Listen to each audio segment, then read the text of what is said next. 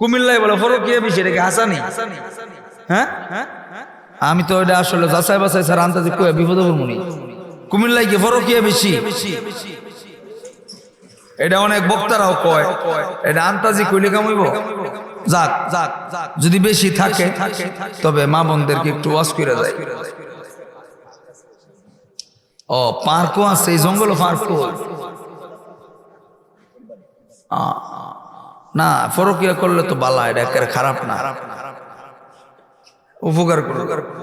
জামাই বিদেশ থেকে টেহা পাঠায়, জামাই ইট ভাঙ্গে, রড ভাঙ্গে।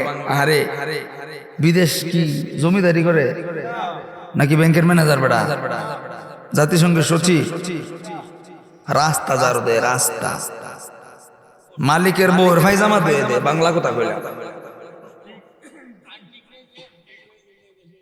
মিয়া। আর আমনে বোন আপনি বুঝলেন না, স্বামীরা এত কষ্ট করে কেন? আপনার সুখের জন্য, আপনার সন্তানের সুখের জন্য। কিন্তু আপনি কি করলেন? তারা ধোঁকা দিয়ে আরেকজনের লগে গেলেন গা। আপনি মনে করছেন সুখ হইবেন? আল্লাহর কসম, কোরআন যদি সত্য হয়, আল্লাহ যদি সত্য হয়, তাহলে আপনি কোনোদিন সুখ পাবেন না। শেষ বেলায় হয়তো রাস্তায় পড়ে মরবেন, নাহলে ভিক্ষা করে খায় মরবে। এটা আপনি লেখা লয়ে যান আজকের ময়দানে। যদি কোনো প্রবাসের স্ত্রী যদি তার স্বামীর এইভাবে কষ্ট দিয়ে ঠকায় দেয়,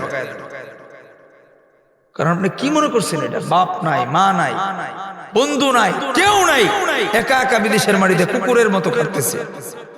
আপনি এই স্বামীটারে কষ্ট দিয়া আপনি দেখতেছেন একসাথে এত বড় একটা 30,000 টাকার বান্ডিল। এই 30,000 টাকার লগে কই মন শরীরের ঘাম গেছে আর চোখের পানি গেছে। এটা যদি আল্লাহ আপনার ভিডিও করে দেখাইতে পারতো, তাহলে আপনি বুঝতেন যে এই মানুষটা কি করে। শুধু বিদেশের কথা, এই যে আমি এই জায়গায় আসছি, আমার বউ ঠিকই মনে করো গাড়ি দিয়া যায়, বস করে আসবে। কিন্তু আপনি জানেন 6 মাসের ভিতরে কয় ঘন্টা ঘুমাই আমরা? পৃথিবীতে সবচেয়ে সুখের ঠিকানা হলো ঘুম। সেই ঘুম আমরা হারাম করছি। রাস্তা দিয়ে জীবনের ঝুঁকি নিয়ে চলি, প্রতিটা সেকেন্ডে মনে হয় না জানি গাড়ি বাজায় দিল।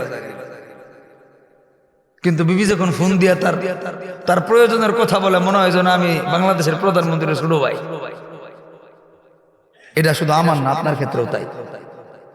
কথা ঠিক? আর নারীরা শুধু এই অকৃতজ্ঞতার কারণে নারী জাহান্নামে যাবে। আপনি আরে কার করে সংসার করি, সারাটা জীবন কিছু পাইলাম না। আরে আরে তুমি সারাটা জীবন কিছু পাইলা না, অকৃতজ্ঞ সন্তান বাড়ানো হয়েছে কেমনি? কয়ের করে সুখ নাই, তুই সুখ নাইতে তুই 12 বছর কাটে লিখি। একটা পুরুষ রিক্সা চালায়, ভ্যান চালায়, জমিতে কাজ করে, মাছ ধরে, কেন? বিবির সুখের জন্য, সন্তানের সুখের জন্য।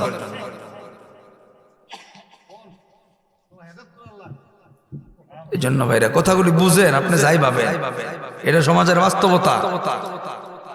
এই যে নারীরা পরকিয়া করে, যে পুরুষ যে পরকিয়া করে, এটার কারণটা কি? এটা আমি গবেষণা করে বার করছি। কোনটা জানেন?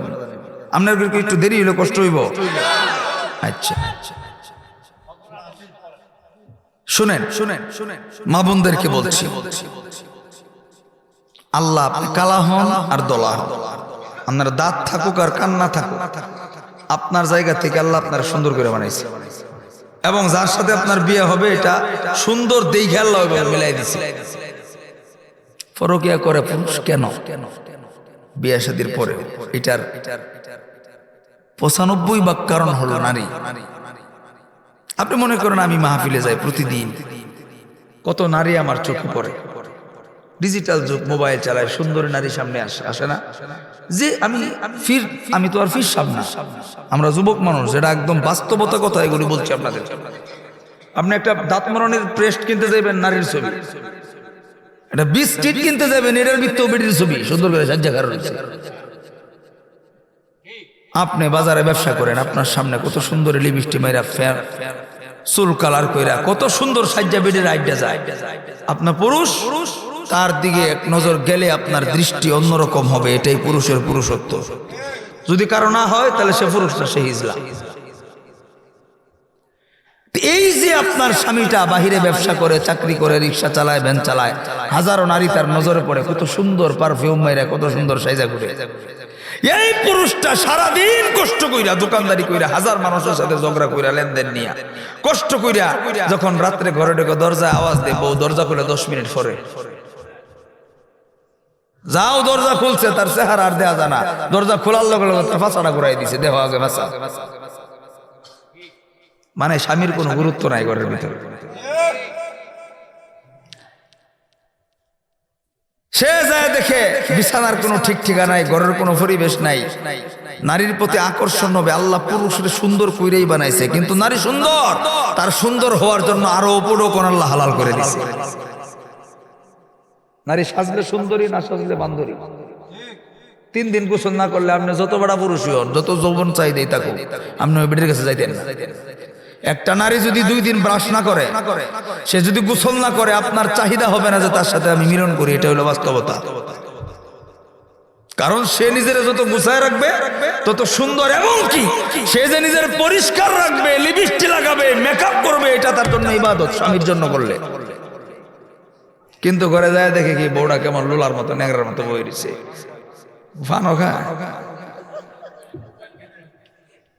বিদ্যা নিফান খেলে কেমন দেখা যায় কোন তো, মুগরটা দিয়া খাইব, একটা বয়স আছে, আছে না? তুই খা, 40-এর পরে খা। এই জোয়ান বয়সে ফান খাইলে কেমন দেখা যায় বিদ্যানটা কোন তো? যাক, বোঝার চেষ্টা করেন। ঘরে যায় দেখে বিছানা ঠিক নাই, তার ব্যবহার ঠিক নাই, তখন তার মাথায় চিন্তা ঢোকে, বাইরে কত সুন্দর নারী দেখি, আর আমার ঘরে এটা কি আনলাম। কোনোদিন প্রস্তুত পাইলাম না। আপনি যেই ভাবেন, যাই ভাবেন, আপনি কথা কিন্তু বাস্তব। আপনার স্বামী কোনোদিন পরকিয়া করবে না, আপনি প্রতিটা দিন আপনার স্বামীর জন্য অপেক্ষা করেন। আসার সাথে সাথে দরজা খুলেন, সালাম দেন, তার জন্য আপনার ঘরে যায় আছে, আপনি সাইজা থাকেন। বিছানার চাদরটা বিছায় রাখেন, এটা বিছাই রেখে খেলা তো বাইরে চাদর বিছাই দেয়, আহো আহো তোমার লোক খেলা হবে।